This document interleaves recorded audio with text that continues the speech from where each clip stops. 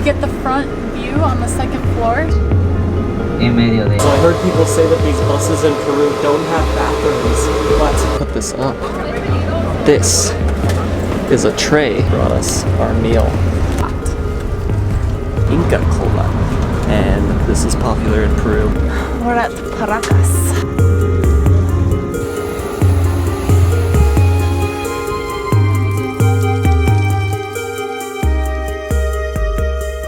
What's up guys, from Lima, Peru. We've been here for a couple days, but now we are leaving and we're going south on a bus to Paracas. And in Paracas is an island called the Poor Man's Galapagos.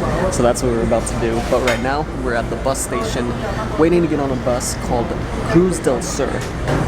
So when you're in Peru, surprisingly, I didn't know this, but the buses can be actually very dangerous. They're really old and they can break down, and the driving is crazy, but also they can be hijacked or robbed. And that's actually kind of a common thing. And so there are only a few reputable companies that you can go with when you want to take a bus to get to other cities. And one is Peru Hop. It's kind of like a touristy way of doing it. Or the one that we're about to take is this one right down here. It's called Cruz Del Sur. So I thought I would show you guys a little tour of the bus and show you guys kind of the ride and everything, so that you know if you're coming to Peru, what it would be like if you go on one of these. You should save a little bit more money if you do this than if you do Peru Hop, because you're paying for all the bells and whistles if you do it that way. So let's get on the bus. It's still dripping down the side. So comfortable. It's a big seat. And we get the front view on the second floor, so we're gonna have some awesome views on the way there. Por su atención, disfruten del viaje. Como ustedes podrán apreciar, frente a ustedes se deberá de presionar el botón y con el peso de su cuerpo se va a graduar. Okay, so we just got on our bus and it's moving right now. I actually read the time as 1:30, and we were just sitting there at the cafe not doing anything, and it was almost 1:30 when we decided to come down here, but the bus was actually leaving at 1:15. And we had to stand in a line and everything, and luckily it left late. But the other thing about that is that we had checked in our big bags ahead of time, and they were already on this bus. So they were gonna leave with or without us, our bags, and get to our destination 4 hours south of here. And if we missed that bus, our bags would have arrived, and then we wouldn't have been able to get a bus for another 4 hours probably, or maybe until tomorrow. So who knows if we would ever see our bags again. So we were very relieved once we could get on this bus, and I'm glad it did not leave on time. Yeah. Things run a little late around here, I guess. Yeah. And it worked in our favor. Damas y caballeros, tengan todos ustedes muy buenas tardes. Cruz del Sur y su tripulación le da la más cordial bienvenida a bordo de su servicio.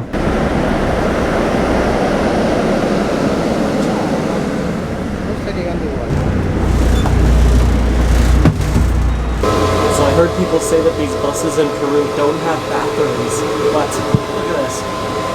Like a urinal and then a bathroom.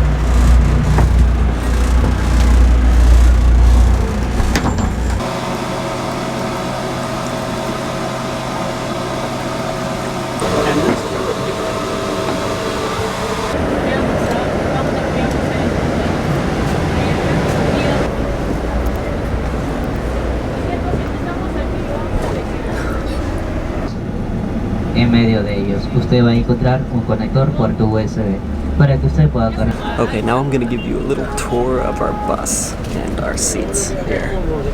So luckily, the lady gave us the seats in the front of the bus, so we have the best view in the house. So this is one of the nicest buses that either of us have been on.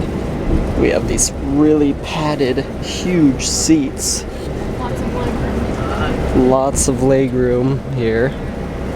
And then it each comes with a blanket. It's like being on an airplane, but a good one, but better. And then, so you have all this leg room like this, and then you even have this which folds down, and you can put your feet and kind of lay down. And another cool part here, when you put this up, this is a tray for when you eat. But I'll show you that when we get some food. Alright, so now we have a 4-hour bus ride to Paracas. But we'll show you a few things along the way, including our dinner. We have no idea what's included, but she said that there was comida included on this thing, so. On the intercom, we heard arepas, so maybe that's what we're getting.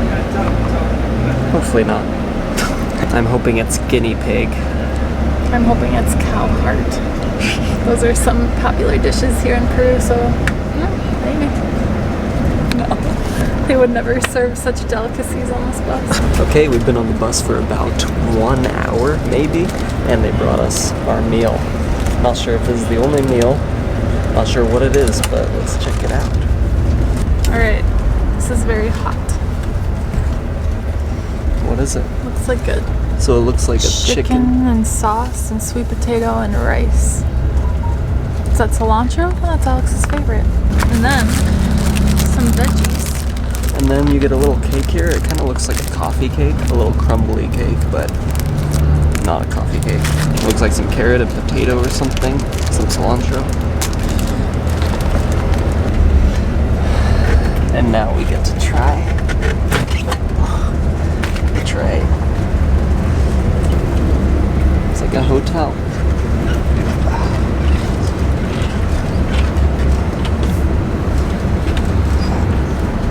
I guess these go on your legs and they keep it there so it doesn't fall off. I'm guessing. Do you go this way? Probably this way.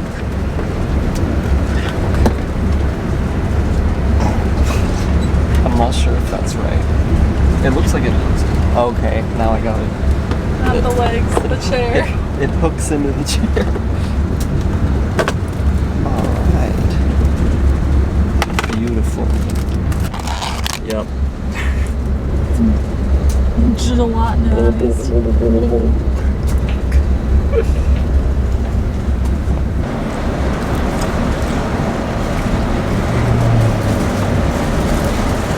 Yeah. Tastes like airplane food. Not good, not horrible. Get a bit of 3 out of 10. The rice is good. Yeah, that's bubblegum flavor. Andy just served us some drinks. And we had a choice of regular Coca-Cola or Inca Cola. And this is popular in Peru, but we haven't had it yet. I mean, look at that. Inca Cola, but it's bright neon yellow. Let's try this.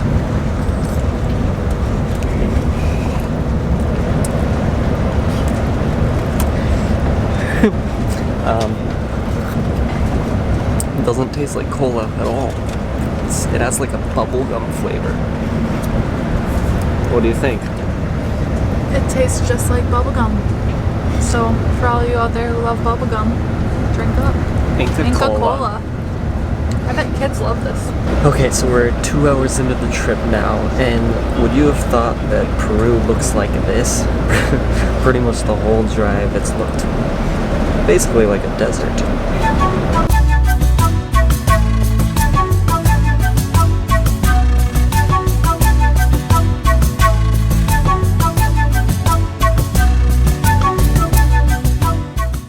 We're at Paracas. Looks like a desert out there.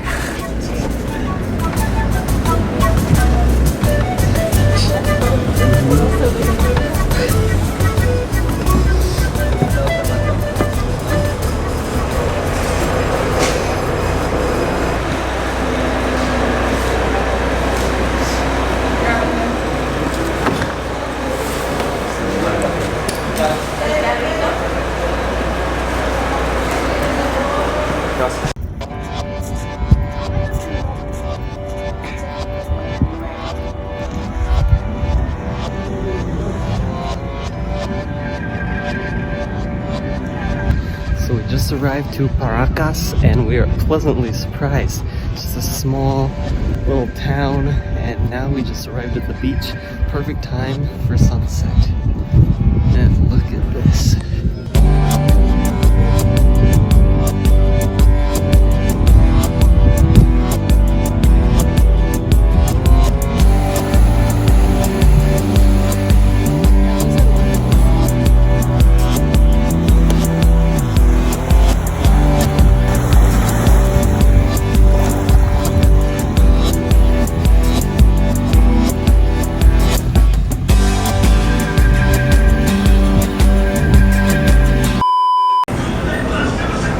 Wait.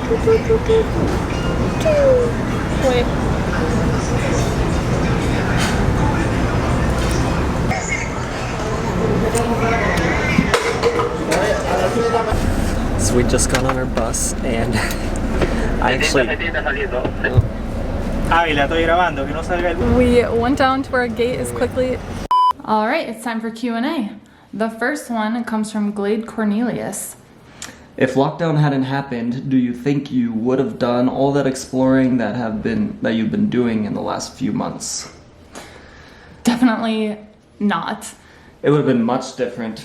Much different. We got deeper than we would have gotten if lockdown hadn't happened. We would have seen some things that were open that we weren't able to see this time, but also we saw a lot of things that we would not have seen if we didn't travel so slow. So it's been a great experience in that way. So if COVID wouldn't have happened, we would have kept traveling around South America, but it would have just been at a way faster pace.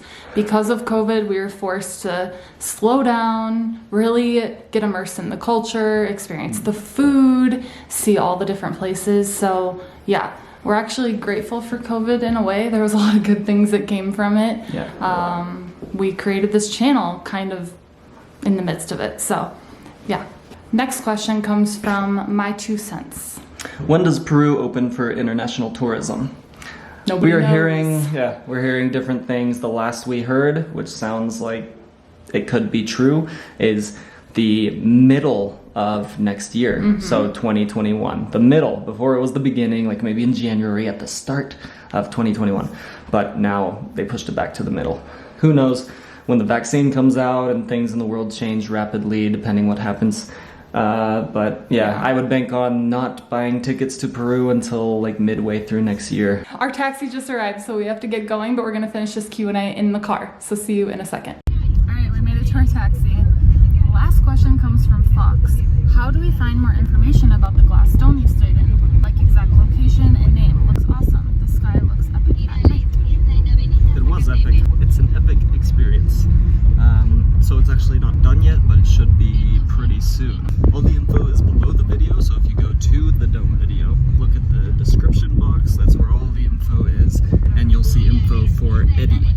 Eddie was our tour guide and also in the family of whoever owns the domes. So you can get more information through Eddie through email or text. Yeah, he can help set you up with the dome or the little capsules that they're making and hikes, treks like we did. Alright, that's it for the Q&A. Thank you so much for watching. Like this video, please. It helps us out a lot. Comment down below. We love hearing from you guys. If you have a question you want answered, leave it down below. And we will see you in the next video.